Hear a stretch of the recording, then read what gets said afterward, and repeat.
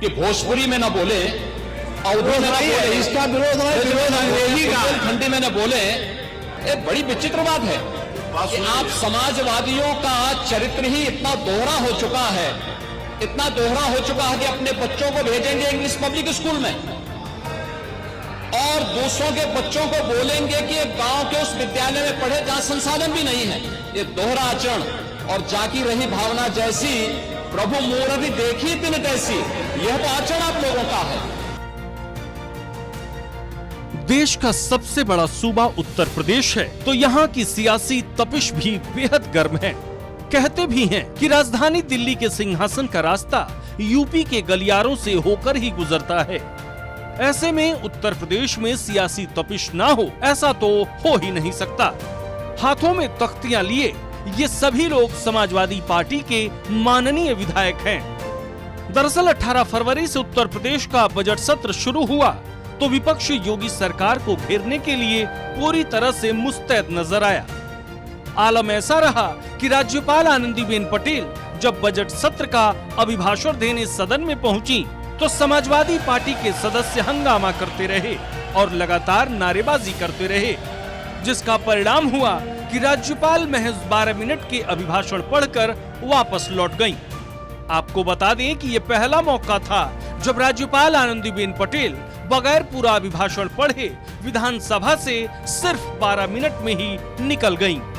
दरअसल बजट सत्र की शुरुआत होने से पहले ही समाजवादी पार्टी के सदस्यों ने प्रदर्शन की तैयारी कर रखी थी। वे बाहर से हंगामा करते आए और चौधरी चरण सिंह की मूर्ति के पास जाकर प्रदर्शन किया।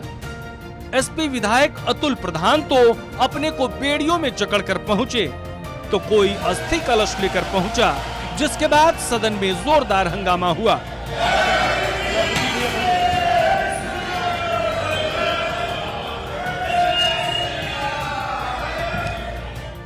आपको बता दें कि इस बार का यूपी विधानसभा का बजट बेहद खास है।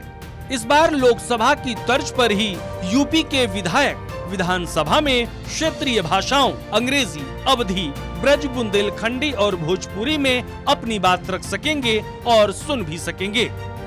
इसके लिए सदन में 5 भाषाओं के अनुवादक बैठाए जाएंगे और विधायक अपने हेडफोन पर इंटरप्रेटर का चैनल सेट कर अपनी भाषा में सदन की कार्यवाही सुन सकेंगे।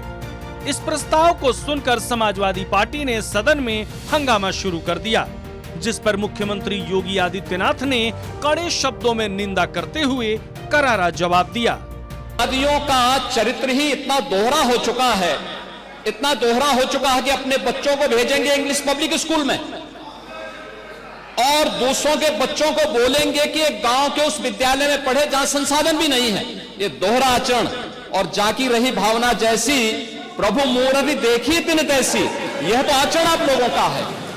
इसीलिए आपने कल भी भोजपुरी का विरोध किया, अवधी का विरोध किया, बुंदेलखंडी का विरोध किया और आप लोग अपने दैनिक जागरण में, दैनिक जीवन में इस प्रकार के आचरण के आदी हो चुके हैं। और इसलिए अध्यक्ष जी, इसका अभिनंदन हम लोग करते हैं और इन बोलियों को सम्मान मिलना चाहिए। इनके संरक्षण के लिए ही हमारी सरकार भोजपुरी एकेडमी का गठन कर रही है, अवधी एकेडमी का गठन कर रही है संत तुलसीदास जी के नाम पर।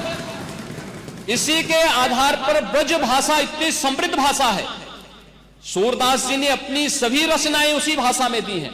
संत तुलसीदास जी ने अपनी कालजयी रचना रामचरितमानस, जो इस सदन में ही नहीं उत्तर भारत के अंदर और भारत से प्रवासी हुए जितने भी ऐसे लोग हैं जो मॉरिशस में या दुनिया के फिजी में या दुनिया के किसी देश में गए, उनके संकट काल में रामचरितमानस ही तुलसीदास जी का अवधी भाषा में रचा गया रामचरितमानस ही उनका सहारा बना था। और आज जब उसको सम्मान मिल रहा है तो आप उसका विरोध कर रहे हैं। बड़ी विचित्र सी स्थिति है। आप हर अच्छे कार्य का समाज, आज के यही ढोंग है आप लोगों का, यही ढोंग है। हर अच्छे कार्य का आप विरोध करेंगे, हर अच्छे कार्य का आप विरोध करेंगे। हर अच्छा कार्य जो प्रदेश के हित में है, देश के हित में है, आप उसका विरोध करेंगे। और मुझे लगता है इस प्रकार के विरोध की निंदा होनी चाहिए और हम इसका समर्थन करते हैं जो उत्तर प्रदेश की बोलियों को सम्मान मिल रहा है। मैं आपका धन्यवाद करूंगा और विधानसभा सचिवालय को इस बात के लिए धन्यवाद दूंगा।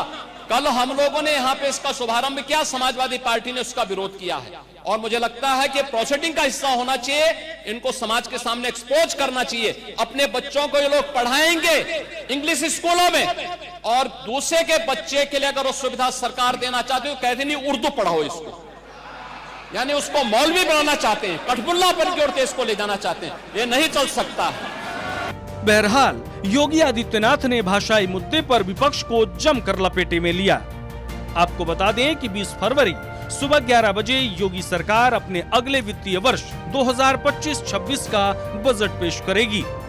इस बार यूपी का बजट करीब 7.5 लाख करोड़ होने का अनुमान जताया जा रहा है। 24, 25, 27 और 28 फरवरी को सदन में बजट पर चर्चा होगी। एक बात तो तय है कि इस बार का बजट सत्र हंगामेदार रहेगा। देखना दिलचस्प होगा कि इस बार के बजट में उत्तर प्रदेश की आवाम को कौन सी बड़ी सौगात मिलने वाली है।